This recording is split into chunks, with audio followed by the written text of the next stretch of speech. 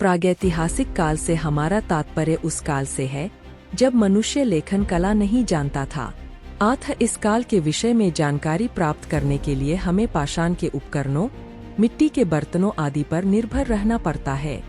द्विवेदु कांति भट्टाचार्य ने लिखा है, चूंकि ऐतिहासिक अभिलेख बहुत से बहुत ही 3000 वर्ष पुराने हो सकते हैं, इसलिए प्रागैतिहासिक शब्द का अर्थ ही यह निकलता है कि इसका संबंध उक्त अवधि से पहले से है।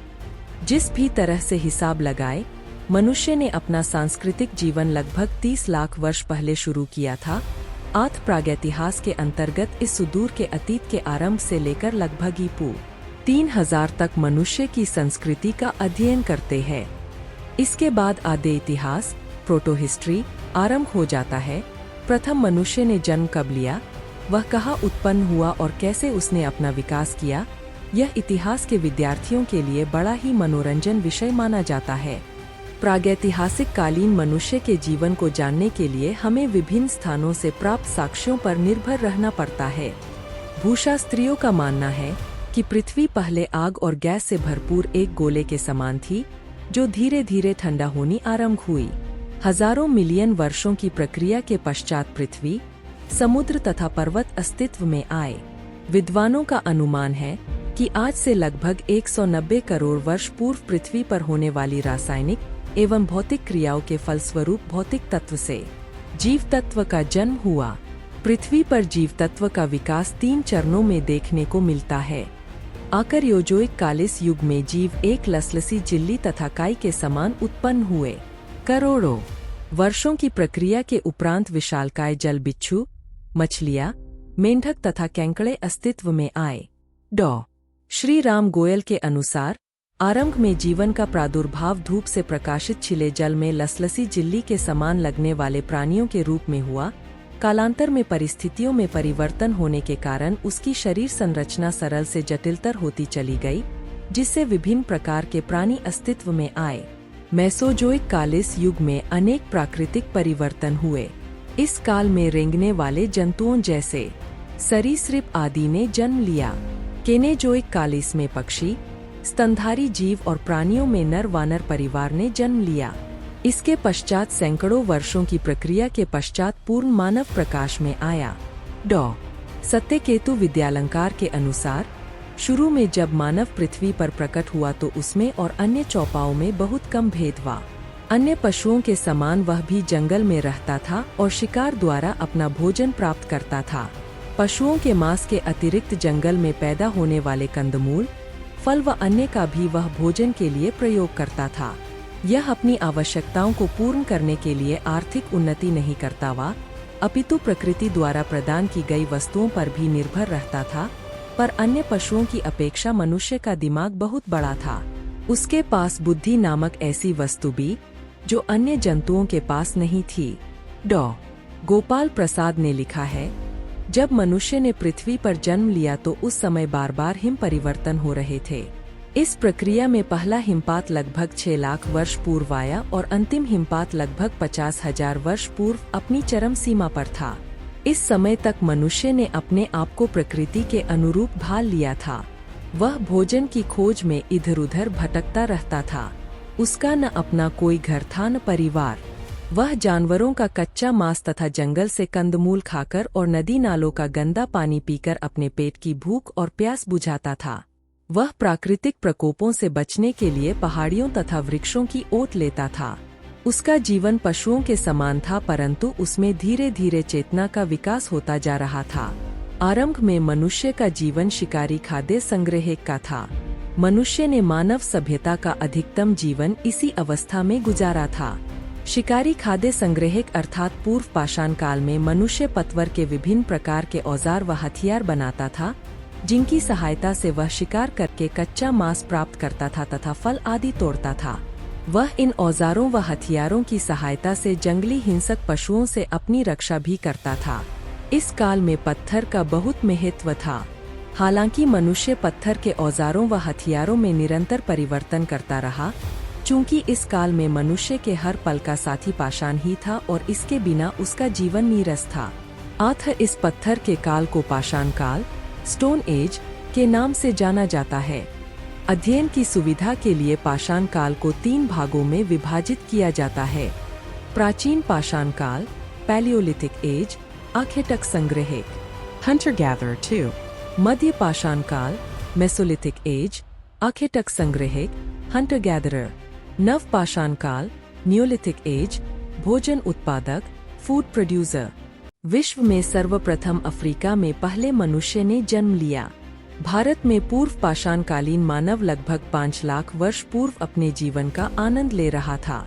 कुछ विद्वानों का मानना है कि भारत में प्रथम मानव ने शिवालिक पहाड़ियों में जन्म लिया था, परंतु H.D.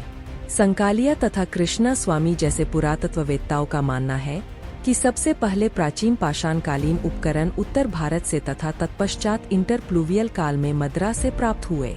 आधुनिक खोजों से अनुमान लगाया जाता है कि पूर्व पाषाण काल 20 लाख वर्ष पूर्व से 30,000 वर्ष पूर्व तक जारी रहा। यह युग अभिनूतन युग के नाम से भी जाना जाता है। इस काल में जलवायु में निरंतर परिवर्तन होते रहे। यह समय मनुष्य के जीवन का सबसे अंधकारमय समय था। उसके चारों ओर मौत मुंह खोले खड़ी थी। उस समय मनुष्य में चेतना नाम की कोई चीज नहीं थी। उसका जीवन पशुओं के समान था। आरंभिक मनुष्य बंदर से बड़ा तथा आधुनिक मानव से छोटा था। उनका माथा संकरा तथा ढलवा था और झुककर चलता था। उसके हाथ घुटनों के नीचे लटके रहते थे। उंगलियां बेडौल होने के कारण वे मामूली से ही कार्य करते थे, जैसे करना, खोदना या चोट करना आदि। वे मुंह से कुछ अस्पष्ट आवाजें ही निकाल पाते थे। उसी तरह वे किसी खतरे या शिकार का संकेत देते थे। डॉ. संकालिया ने पूर्व पाषाणकालीन उपकरणों के आधार पर पूर्व पाषाण काल को 3 अवस्थाओं में विभाजित किया है: निम्न पुरापाषाण काल, मध्य पुरापाषाण काल, उच्च पुरापाषाण काल। निम्न पुरापाषाण काल, लोअर पैलियोलिथिक एज। निम्न पुरापाषाण काल का काल 25,000 ईपू से 10,000 ईपू माना जाता है। इस संस्कृति के प्रारंभिक अवशेष उत्तर पश्चिम भारत के सोहन नदी घाटी, वर्तमान पाकिस्तान, से प्राप्त किए। तभी से इसे सोहन संस्कृति के नाम से भी जाना जाता है। सोहन संस्कृति में बहुत से गंडासे, खंडक उपकरण, चॉपिंग टूल्स, अनेक चित्रित क्रोड स्क्वाड कोर्स तथा काफी मात्रा में अपरिष्कृत शल्क प्राप्त हुए हैं। इन उपकरणों को बनाने के लिए बटिकाश्म पत्थरों का प्रयोग किया गया था। बटिकाश्म गोल पत्थर होता है जो पानी के बहाव से घिस-घिस कर चिकना बन जाता है। मानव इन पत्थरों से शल्क उतारकर उपकरण बनाता था। इस काल में हस्तकुठार, वेलित विदारनिया आदि, सॉल्ट क्लीवर्स भी काफी मात्रा में प्राप्त हुई है। परवर्ती संस्कृति अर्थात उत्तर सोहन संस्कृति में भी क्रोड उपकरण काफी संख्या में प्राप्त हुए हैं, परंतु ये पहले से अधिक तेजधार वाले उपकरण हैं। इस काल में चापर उपकरण बनाने के लिए पेबुल, बटिकाश्म तथा फलक दोनों विधियों का प्रयोग किया जाता था। सोहन संस्कृति में बटिकाश्म उपकरण की प्रधानता थी, जिनमें गंडासे व खंडक ज्यादा बनाए जाते थे। सोहन नदी घाटी के अतिरिक्त कश्मीर, पहलगाम, बेलन की घाटी, व्यास व नर्मदा नदी घाटी, चित्तौड़, सिगरौली, मयूरभंज, उड़ीसा, गुजरात तथा आंध्र प्रदेश के अनेक स्थानों से प्राप्त हुए हैं। डॉ. द्विवेदु कांति भट्टाचार्य के अनुसार नर्मदा में अत्यंत नूतन युगीन अवसादों के विशाल निक्षेप देखे गए हैं। उदाहरण के लिए नरसिंहपुर में निम्नतम बजरी से पूर्व पाषाणकालीन औजारों के साथ साथ ठेठ मध्य अत्यंत नूतन युगीन लुप्त जीवाश्म प्राप्त हुए हैं। इसमें आद्य सोहन किस्म के गंडासे और खंडक उपकरण तथा चांतरा किस्म के हस्तकुठार और विदारनिया भी शामिल है। सर्वथा अपरिष्कृत हस्तकुठार जिन्हें एबीवेल प्ररूप कहते हैं, अत्यंत उन्नत महीन उत्तरैशूली प्ररूप के साथ मिले जुले पाए गए हैं। इससे अनेक लेखकों की राय बनी है कि इन निक्षेपों में विभिन्न कालखंड बजरी के निक्षेपण के समय से पुराने रहे होंगे। दूसरे शब्दों में, यदि इस बजरी की तिथि अंतिम अंतराहिमानी मानी जाए तो एबीवेली प्ररूप तथा नर्मदा क्षेत्र की आय सोहन प्ररूप संस्कृति निश्चय ही उत्तर अत्यंत नूतन युग से पुरानी तिथि की होनी चाहिए। नरसिंहपुर में जैसी सांस्कृतिक सामग्री मिली है, लगभग वैसी ही सामग्री नर्मदा और उसकी सहायक नदियों के साथ साथ आधे दर्जन अन्य स्थलों में भी मिली है। नर्मदा के निकट भीमबेटका की गुफाओं में जिला रायसेन, मध्य प्रदेश कुछ ही समय पहले सुस्पष्ट निवास स्थलों की एक श्रेणी का पता चला है।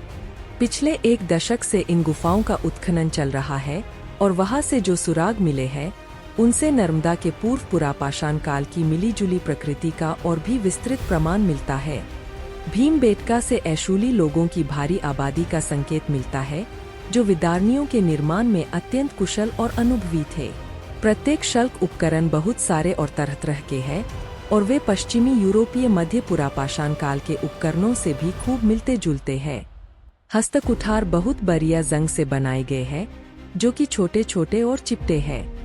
अतः इनमें कोई संदेह नहीं कि इन स्तरों पर यथार्थ परवर्ती ऐशूली लोगों का समूह आबाद था, परंतु वहां पर कोई एक भी गंडासा या एबी वेली हस्तकुठार नहीं मिला है। इससे इस बात का पर्याप्त संकेत मिल जाना चाहिए कि नर्मदा निक्षेप पुराने समय की विविध संस्कृतियों के प्रतिनिधि हो सकते हैं, जिनके साथ नए समूह भी मिले हुए हैं। ऐशूली उपकरणों की विकसित प्रकृति इस संस्कृति की परवर्ती कालानुक्रमिक स्थिति के साथ बहुत मेल खाती है और यहाँ इसकी तुलना पश्चिमी यूरोप से कर सकते हैं। विश्व में उत्तरी अफ्रीका, ब्रिटेन, चीन, स्पेन तथा भारत में इस काल के अवशेष प्राप्त हुए हैं। इसके अलावा महाराष्ट्र में प्रवरा नदी तथा नेवासा, आंध्र प्रदेश में गिद्दलूर और करीमपुडी, मद्रास में बादमदुराई, अतिरपक्कम, मानाजकारन, कर्नाटक में मालप्रभा और घाटप्रभा आदि स्थानों से भी इस काल के उपकरण प्राप्त हुए हैं। मध्य पुरापाषाण काल, मिडिल पैलियोलिथिक एज, मध्य पुरापाषाण काल का समय 10,000 ईपू से 50,000 ईपू तक माना जाता है। रेडियो कार्बन विधि के आधार पर इसका काल 50,000 ईपू से 30,000 ईपू आका गया है। इस काल में मानव क्वार्टजाइट नामक पत्थर का कच्चे माल के रूप में प्रयोग करके उपकरण बनाता था। वह पत्थर से फलक उतारकर औजार व हथियार निर्मित करता था, जिनमें बेधक, बोर्स, बेधक खुरचनी, स्क्रैपर बोरा, फलक या स्थूल शल्क, ब्लेड ऑफ थिक फ्लेक, वेधनिया, पॉइंट्स प्रमुख थे। मानव क्वार्टराइज पत्थर के अलावा चट, फिलंट, जैस्पर आदि पत्थरों का प्रयोग भी उपकरण बनाने में करता था। इस काल में क्रोड उपकरणों की प्रधानता लगभग समाप्त हो गई थी। मध्य पुरापाषाण संस्कृति के अवशेष पश्चिमी एशिया, उत्तरी अफ्रीका, ब्रिटेन और भारत में गुजरात, राजस्थान, मध्य प्रदेश, उड़ीसा, गंगा की घाटी, पश्चिमी बंगाल, कर्नाटक, महाराष्ट्र, उत्तर प्रदेश तथा पंजाब आदि से प्राप्त हुए हैं। उच्च पुरापाषाण काल, अपर पैलियोलिथिक एज, उच्च पुरापाषाण काल में जलवायु कम आर्द्र हो गई थी। इस काल के उपकरणों में पतले फलक और तक्षणियाँ आदि महत्वपूर्ण हैं। अब मनुष्य ने औजारों एवं हथियारों को घिसा घिसाकर चिकना बनाना आरंभ कर दिया था। उच्च पुरापाषाण कालीन संस्कृति के अवशेष इंग्लैंड, अफ्रीका, स्पेन, चीन और भारत में सोहन एवं वेलन घाटी, उत्तर प्रदेश, जोगहदा, बबूरी, भीमबेटका, रामपुर आदि, मध्य प्रदेश, परनो, भदनो, इनामगाम, महाराष्ट्र, रेनीगुटांकुरनल, वेमुला आदि, आंध्र प्रदेश, शोरापुर, बीजापुर, कर्नाटक, वित्सी, गुजरात तथा राजस्थान से प्राप्त हुए हैं। उच्च पुरापाषाण काल का विकास 30,000 ईपू से 10,000 ईपू के बीच हुआ था। इस युग की विशेषता फलक अथवा ब्लेड की तरह तेज धार वाले हथियार एवं औजार है। इस काल में भी मनुष्य खानाबदोश का जीवन व्यतीत करता था।